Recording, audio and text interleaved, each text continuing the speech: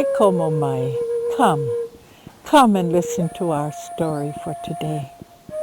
It'll be one that you'll keep in your mind and you'll keep in your heart and you will share all your life.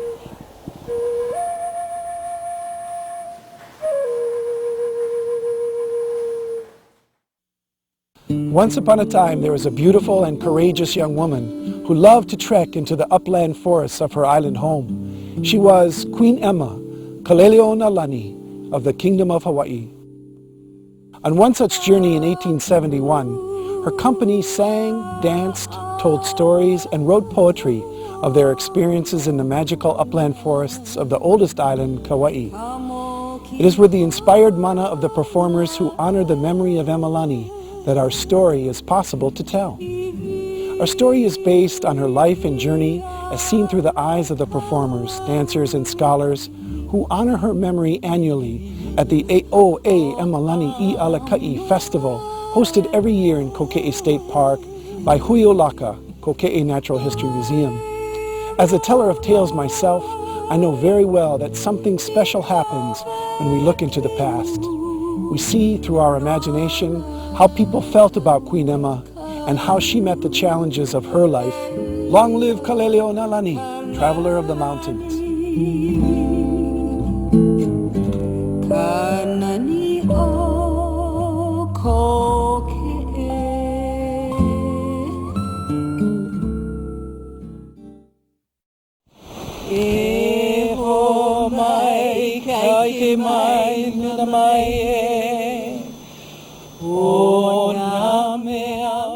Our chants are so valuable because we know all these stories because of chants, because of letters, but a lot of them have told us the inside scoop on the trail, how she went, when she went, what happened. It was through the chants.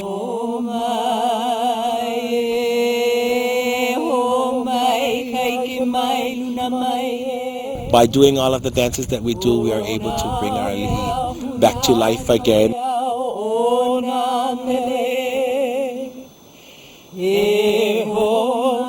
The poetry of the Hawaiian people, you can just read it, and it is like you're sitting in the forest with her.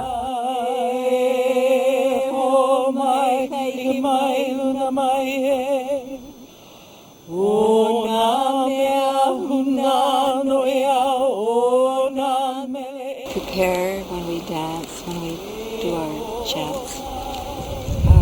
We're connecting with this ancient way of life and ancient wisdom. And we need that in these modern times.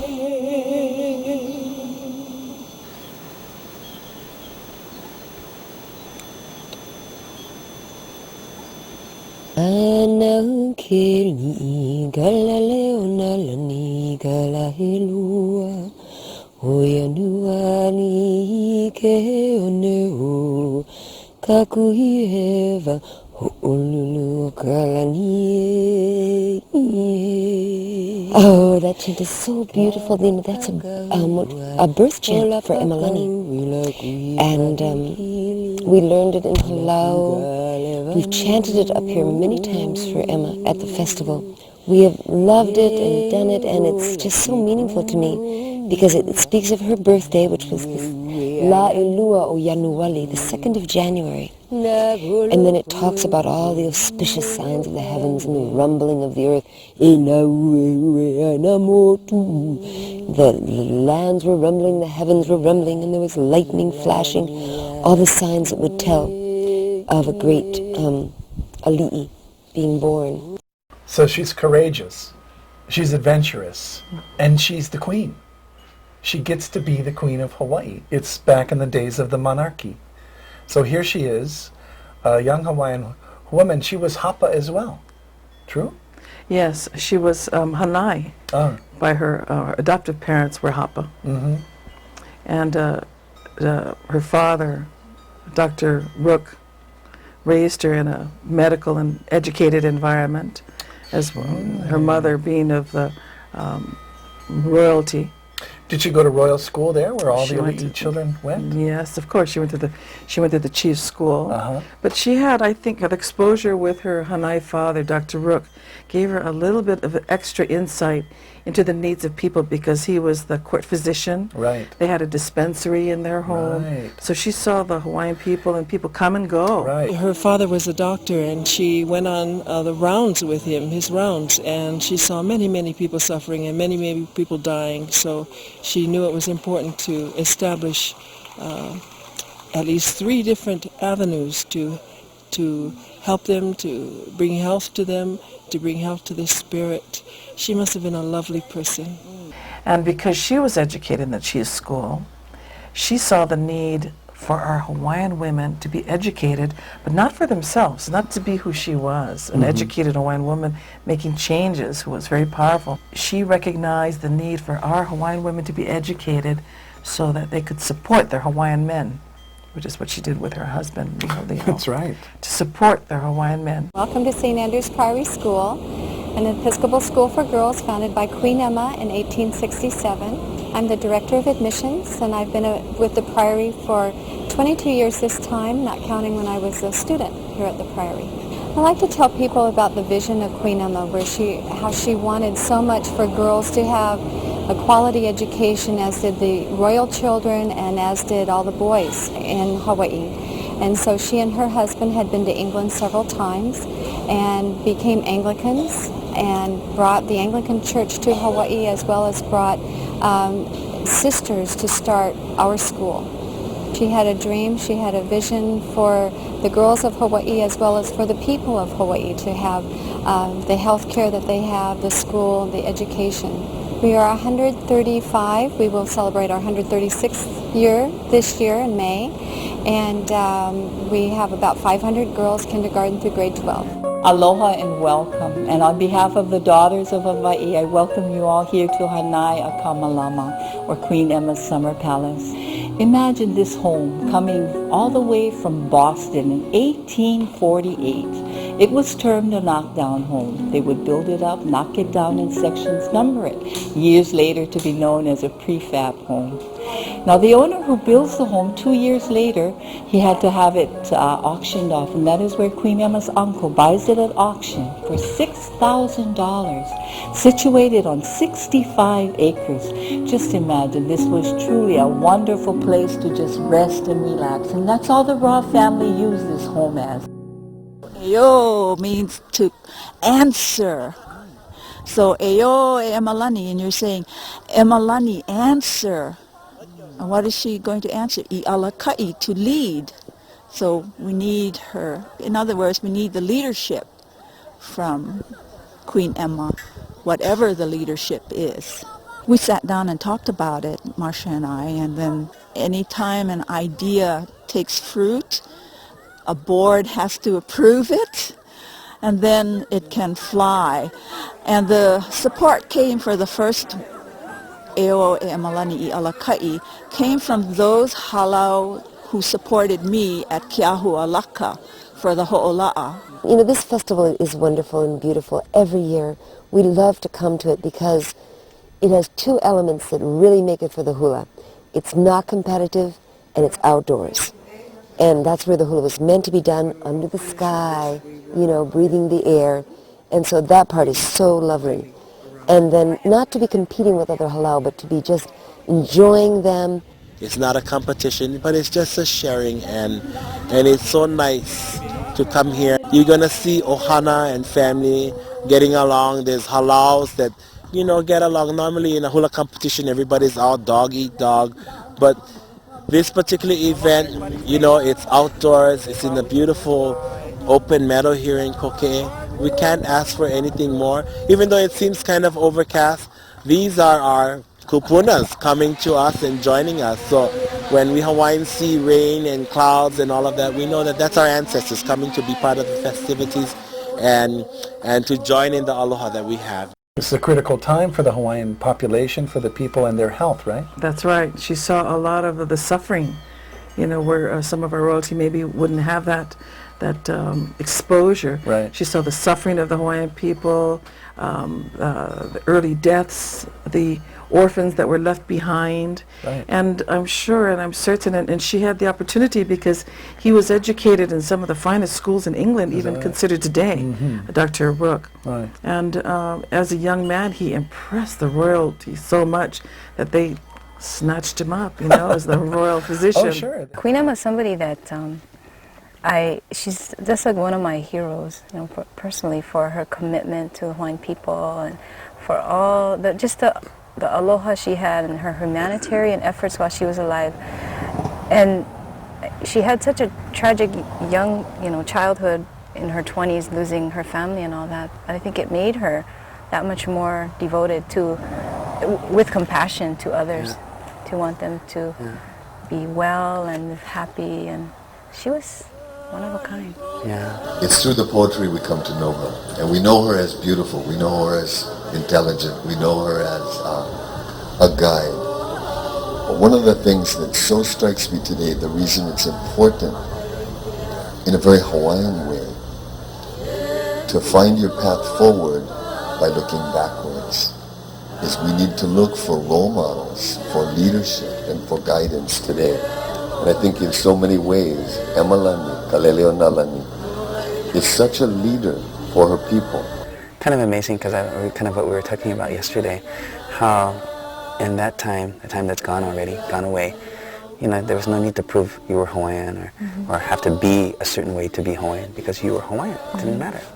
Through and through, in your thinking, in your processing, in your communication, in your connecting with people, you were fully Hawaiian. You didn't have to do anything to make it feel like you were or weren't. And there was no pointing of fingers if you were or weren't. It was this really, and so when we're talking about Queen Emma and, how she was sort of, straddling two worlds, one sort of the English-speaking, American-influenced world, and then this full-on, being this full Hawaiian person who lived and breathed being Hawaiian. It was kind of amazing thinking back to a time that it was like that. It makes me feel that she was a person who knew both worlds, and like people can do today, people that are strongly Christian in their faith, or strongly Hawaiian in their cultural background. They don't have to be mutually exclusive. You know what I'm saying? They can find a way to make that work together, like she did. Mahalo. Yeah. That's so true. I think that's what we need to learn today. That there is never one way. There's never one way. She was a powerful woman, and she shows us that it's true. And she set an example for us that you have to be balanced. She was balanced. She was in the city, very savvy and a power to be reckoned with in the capital. In the mountains, she was also very savvy and a power to be reckoned with. She was aware of the needs of her people, and I'm not talking about Hawaiian people, just Hawaii. She recognized the needs of her people, and then she satisfied them. She continued to inspire their confidence, and it was through her guidance, through her careful decision making, and through her willingness to take the challenges that laid ahead of her. And I think that's something for us today to look at. It's worthy for us to get involved by learning more. And they had a rich life, although it was so young. She was so young when she made this trek at 33 years old. Yet she had done so much already as a young woman. She lost her husband. She lost her son, her 4-year-old son, children she loved. Then she loses her husband, and still she goes on to, finish up the dream of the Queen's Hospital. That's creating right. that, making that into a reality. So they were the founders of Queen's Hospital, the biggest, of the time in the whole Pacific, the best medical facility there was. She saw the need, and the thing that I really respect about this particular family of monarchs is they were so obviously aware of the tragedy that took place with the influx of immigrants and the sailing industry and the whaling industry and the diseases that just plagued the Hawaiian people and their sensitive immune systems. They were dying off. And there was no medical help for them. There was no medical attention. There was no facility to help them. And I really respect this particular couple because they went a step further. They really did a tremendous service to the Hawaiian people. The Lawai'o Makana. Makana is our beautiful mountain there in the north by Ke'e and Ha'ina. And that Lawai is famous.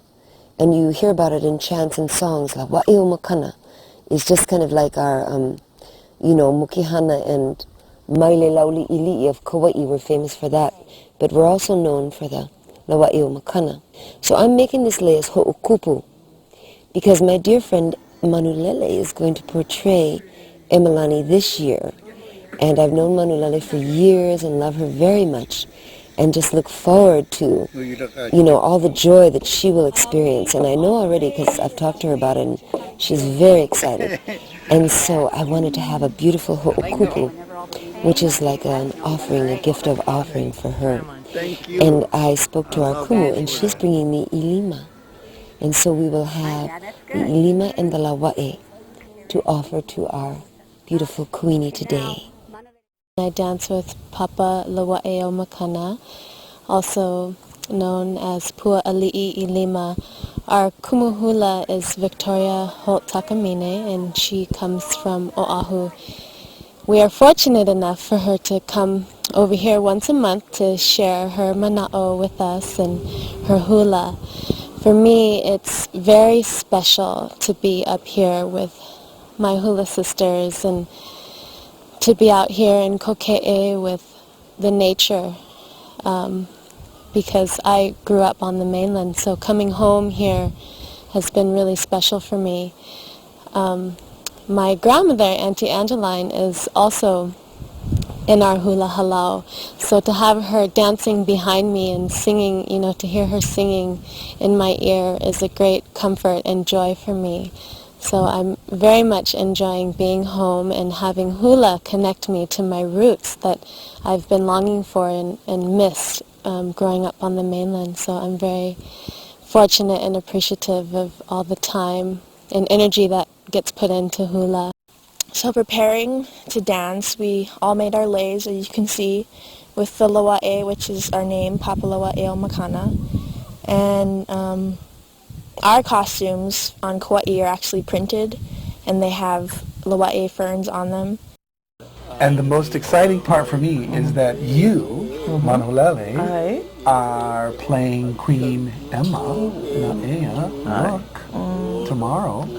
And so you have come on this journey along with knowing the story and bringing your family here to the mountains. And so you have feelings about being honored and asked to play the Queen. How has that felt for you? Moving would be a light way of putting it. Moving. It has moved me in many ways, on many levels, to appreciate the opportunity to be able to sit in her place. Well, dancing for the Queen is a great honor, and it has a lot to do with the old times. It makes you remember the past.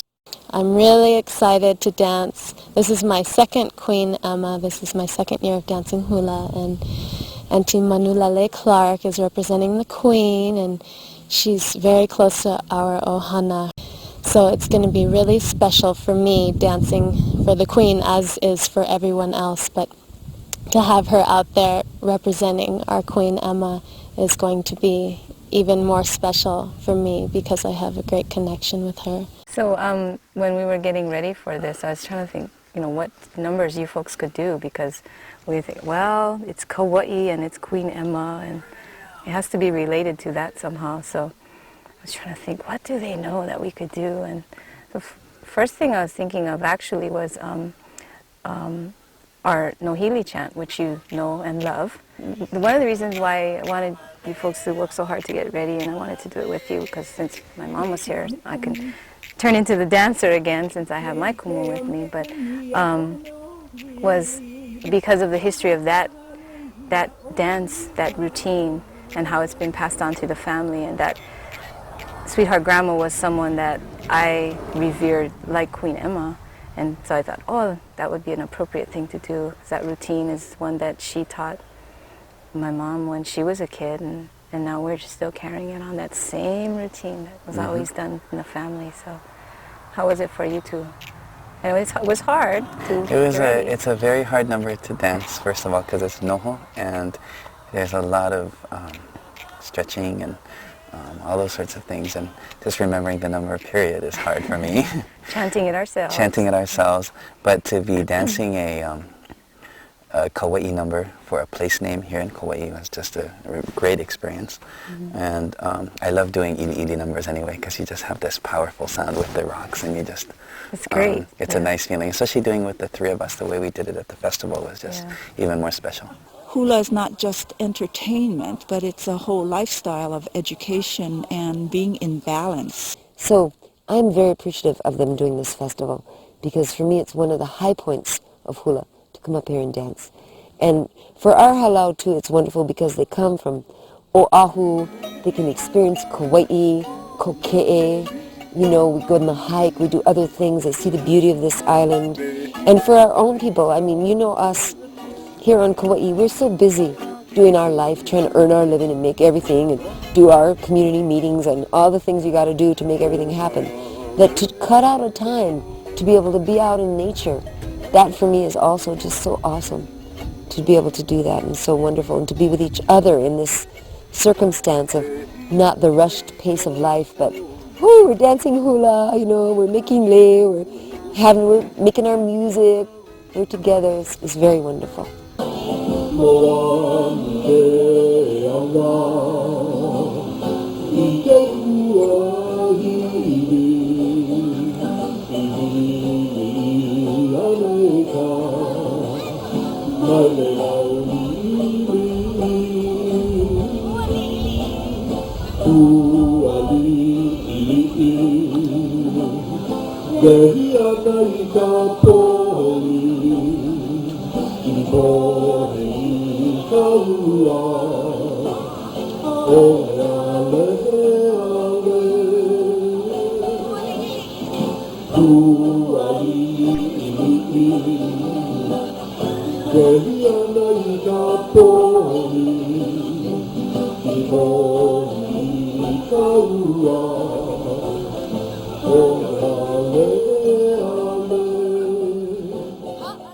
What about the ulili that you folks use? The ulili was really great because it's the, you know, that using the rattle in that way that a lot of people have never seen before.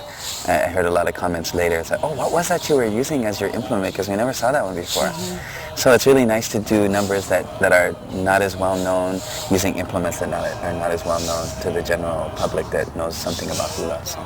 Yeah, we've sort of made that a little mission of ours to really bring out the rare implements like the ulili and to share them in public when we can, to raise people's awareness of them, and maybe they'll be encouraged to use them too.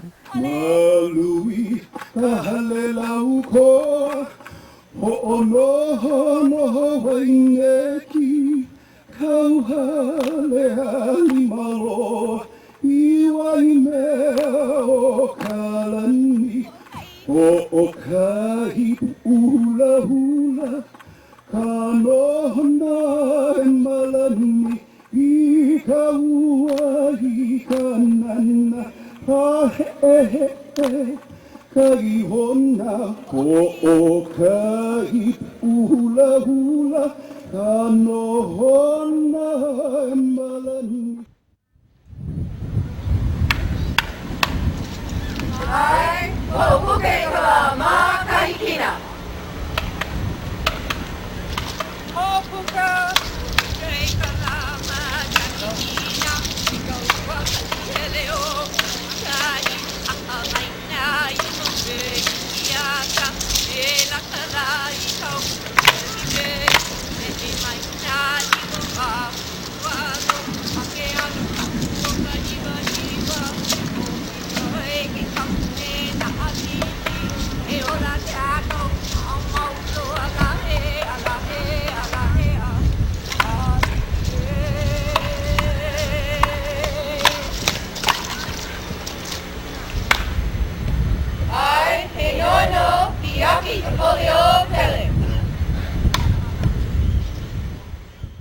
So my mom did the ki'i, which is always so fun and wonderful to watch, and you folks did the standing and moving Standing version. and moving. Mm-hmm. Yeah, that was a nice number to do, just because it starts out with Auntie Nona with the ki'i, and that already brings the spirit of the whole hula. It just brings it to the audience and sets the tone, and the whole ambiance is already ready for us to dance. So there's no better way to dance than to have that kind of beginning. We used to make the ki'i of small baby coconuts, make the little hook at the back for the fingers, and then dress in a nice little costume. And the telling of the story, supposedly by the ki'i.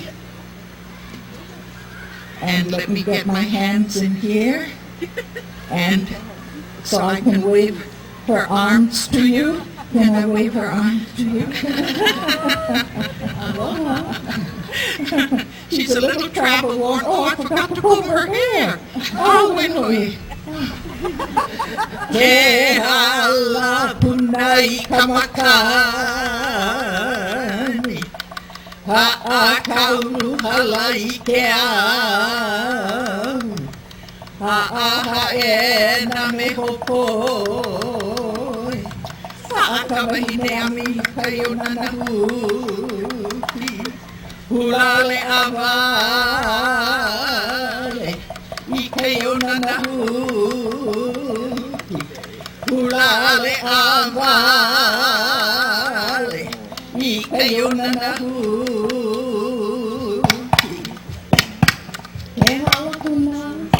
Keha alapuna ikamakani, hakaulu halai ke au, ha'ahaena me hopoi, ha'akawahine ami kayo na nahuti, ulale avale kayo na nahuti, ulale avale kayo na nahuti.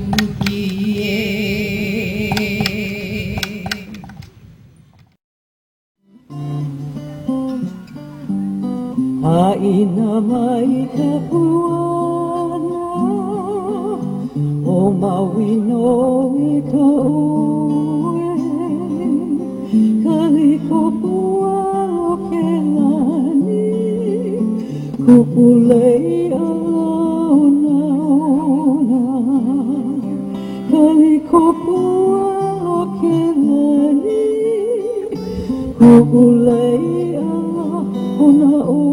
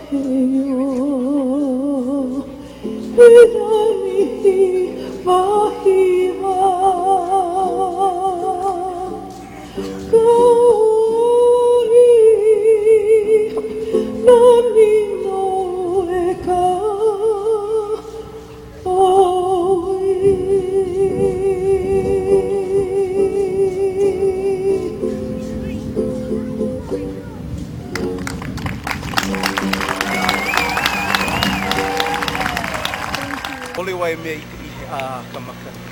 Hole wai mea i ka ihe a kamakani. Hamana ale a ki ki pupu. E au hala ia noke anu. O i kana e hele a o mahiki. Tu, a kula ko oi ka malanai a ki ki pupu. Holu ka maka o ka oha vai a uli. Nini au e haka. Hua ki koa he ki anu kana e hele o oika. E ala, hole wai mea. Hole wai mea i ka ihe a kamakani. Hamane ale a ki ki pupu. E au hala ia noke anu. O i kana hele a o mahiki. Tu, a kula ko oi ka malanai a ki ki pupu. Holu ka maka o ka oha vai a uli.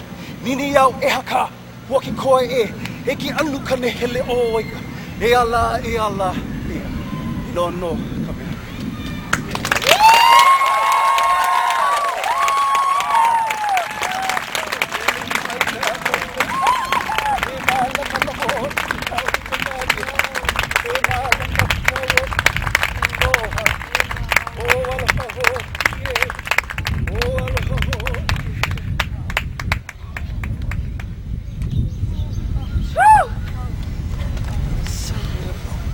Yeah, it was pretty amazing just being out there. And we've danced in so many different places with so many different kinds of audiences, and some sort of nerve-wracking, and others are you're just wondering, oh, are we going to do it right? Are we going to make mistakes? Is it going to look good? Are we going to look okay? And this one, although we had the nerves, by the time we got out there and we were standing in front of the Queen dancing, they all basically went away because we were dancing for this very focused audience with Emalani sitting there, and truly it felt like Emalani was watching us. And the person who was representing Emalani this year was just such an incredible human. I hadn't met her before, and when we were just seeing her sitting there, making eye contact with her while we were dancing, and it just, you could feel the aloha from her. Oh, it was just calming, gorgeous. And that's why it was so easy to dance. Yeah. Any of the nerves went away. There was nothing that could stop us from doing just a really great presentation, just because it was, it was really coming from our hearts, I think, and going to this special person. So. In the old days, I wouldn't be able to walk in her shadow, and you know, all the kapu system, that this regal woman, she was regal, but she was also rugged.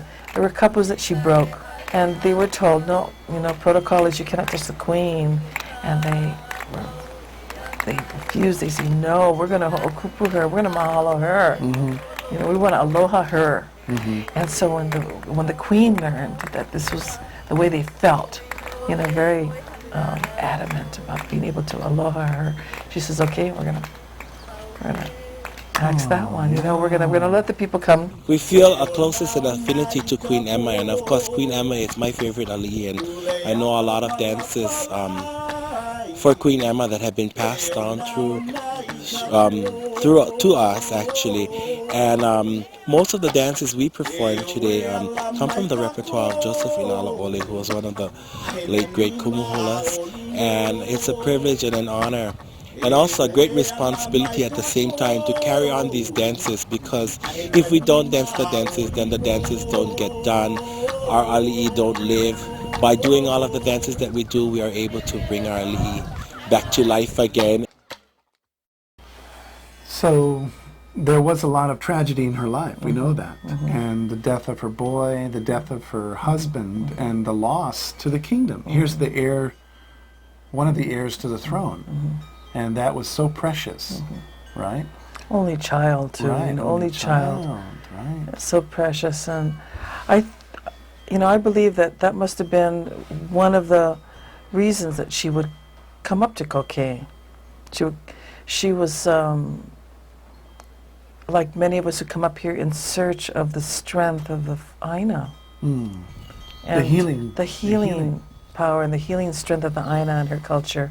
They've been, you know, they're all just drenched. Yeah, drenched, and they were huddled together, and they were trying to stay warm, and they couldn't. Right. It was impossibility. So they were moved by her chanting. She chanted familiar Kauai chants. And that really warmed their spirits and kept them through the night. No one could sleep. According to Dr. George Kanahele and his book, he says they were so cold and wet, no one slept, although they tried to keep warm. Oh, yeah. And then she chanted to them. So that's what I look forward to doing. She was aware of the needs of her people, and I'm not talking about Hawaiian people, just Hawaii. She recognized the needs of her people, and then she satisfied them. You know, stop, feed my people, let my people rest, and then she would cuddle them by chanting to them, singing to them, just to mahalo them. Here she was, this very politically strong figure in Hawaii, the territory of Hawaii, and when she goes on these adventures that she says, I want to go here, she has the power to, say, did she take her political comrades? Did she take the governor or the, the mayor? Guys, yeah. Did she take the educators with her? No, because she was a very political woman. She was very political, and she was also a very Christian woman. But she also, this is why I like her, another really strong quality, I think, that can help us today as young Hawaiian women, as young women, period, as we can look at her and what we can learn from her. She took her Christianity, but she also respected her roots, her culture. So when she went up into her retreat, to her adventure, did she take this? No. Did she take her ministers? No. She respected her Hawaiian culture, loved her Hawaiian culture. She took her kumus and her hula sisters. And I think for her, just the connection with people, connection with her people with who she felt were so threatened in so many ways, not just physically, but just culturally and linguistically and all that, and to come to Kokee and to be with the people the way she was, to just come to Kauai even, and all the many things she did on this island, just endeared her so much to them. She came to the mountain, as many of us do today even, to draw her strength and to rejuvenate herself and to fill herself with the appreciation for God and beauty and hula, friendship, And I respect that in a woman in the 1800s. I think women today are so much like Emma in a lot of big and small ways. I mean, we were just talking last evening in the cottage with the women here, and the things that we've all overcome as single parents, as surviving spouses, teachers, raising children, just being a woman today. And there are super stories, super moms, super women everywhere today. There's so many. So you see it more as during her time. Right. During her time. That's why she would have been perfect today. I mean, she is the woman of today. But this is in 1871. Right. The forest is fragrant with the breath of the lehua, and we bring the fragrance of the hala from the Big Island. And it's a sight that we have long looked forward to be with friends.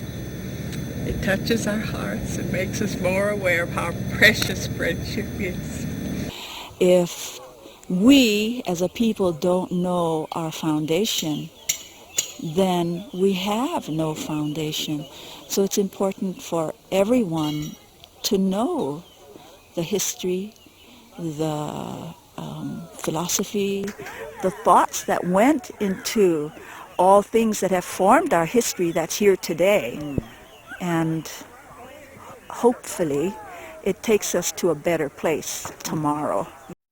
Much of us today never lived under the monarchy, so we don't have this closeness, but through the hula we are able to bring ourselves closer to the ali'i and to bring them alive again, make them alive in our hearts. And for the last 3 days, my students and I have been together on this island for the first time, and it's been magical, and we thank Kauai for that. We thank your island. I think we need to learn from what she did. We need to learn as modern Hawaiians that although we need to love and respect our past, we need to live in the present. That's one of the big messages that I get from Emma. She was from the past, but she lived in the present. And she contributed to go into the future with that attitude with courage, with arrogance even, with arrogance. And said, Pakiki, the governor called her. She's Pakiki about this track. She won't listen to anybody. She's stubborn. And I think we need to be that way in our history today, as we're moving into the future as Hawaiians. Not to live in the past or the pain or the suffering of the past, which she could have done as a woman living in the mourning or through the mourning of her loss. Right. She could have done that, but she didn't. And I think that her example, as she lifted her spirit, as she drew on the natural healing powers of our land to fulfill herself. I think the lesson of hope, because in spite of her adversities, she still held the faith, and she still held aloha, and she still exhibited hope in the goodness of people, and the goodness of the spirit, and the benevolence of it. So, to be here with Mom and me and Nana has been so special. And then to see the hula, which is really my first love, so beautifully, performed for the Queen, was made me feel so good, because that culture, our culture comes through the hula and the music. And so anyway, thank you all so much. It's been more than I could have hoped for. I will express myself the way I do best.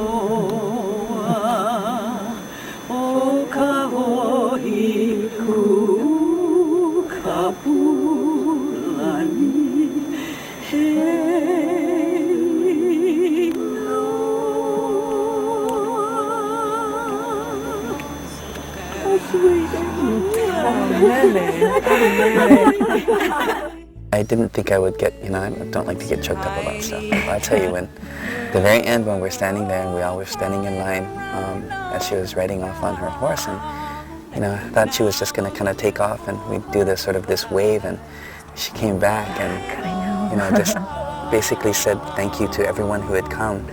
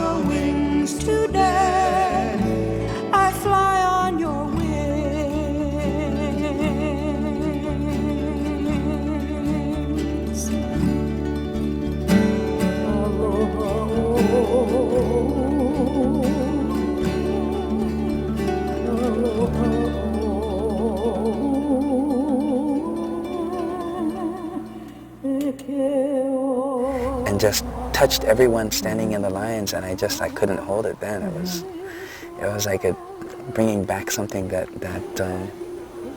I didn't think that you could bring back, the feelings of a really incredible time. It was like just standing in someone else's shoes and knowing it, though it was still you, and you were so fortunate to have that experience. It was take us back a couple of years. Feel what it felt like. That's what it was. Exactly. Yeah. We're very fortunate.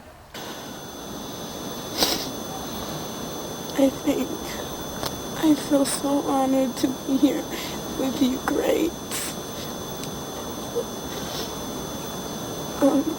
To be in your presence is so special.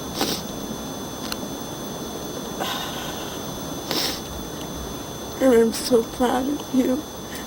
You are so beautiful. You are such a queen to me every day.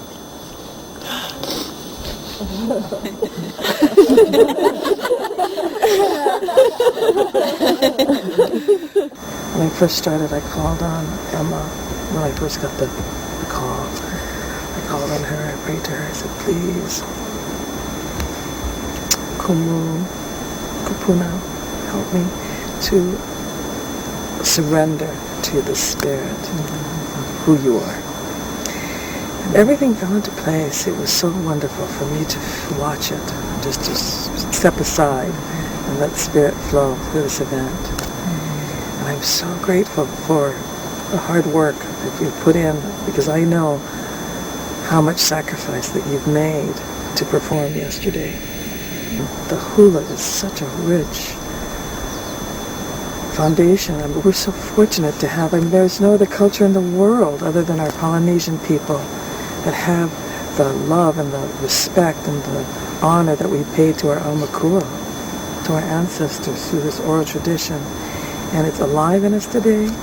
I know hundreds of years ago, they're looking down at us and they're so proud that their lives and their deeds and their experiences are being felt in our hearts this morning, and that we're sharing it with our tears of aloha. So mahalo for such a wonderful lifetime experience. Robin, Emma, my ohana for the weekend. We'll be back. Hey, no, Emalani.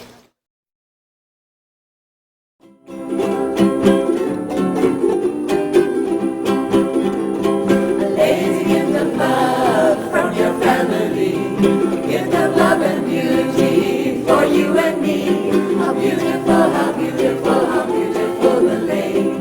Let us wear this precious gift each and every day.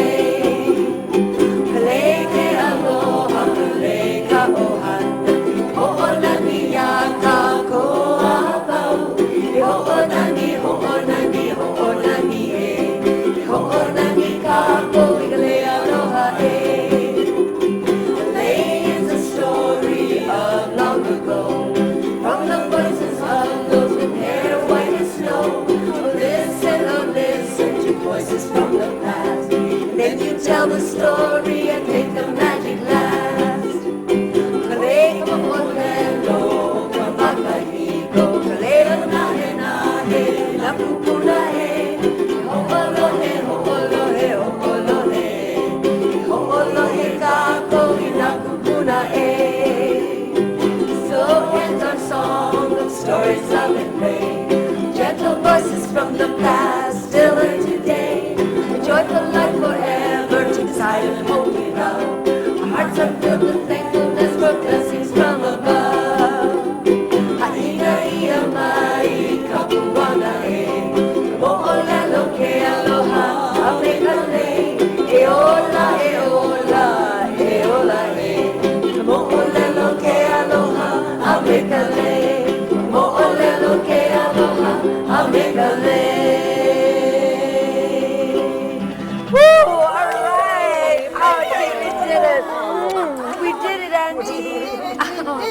Thank you. Mahalo nui loa. That was so good, baby. Oh, honey, you good. Oh, Sissy Li'i. Oh my gosh. That was awesome.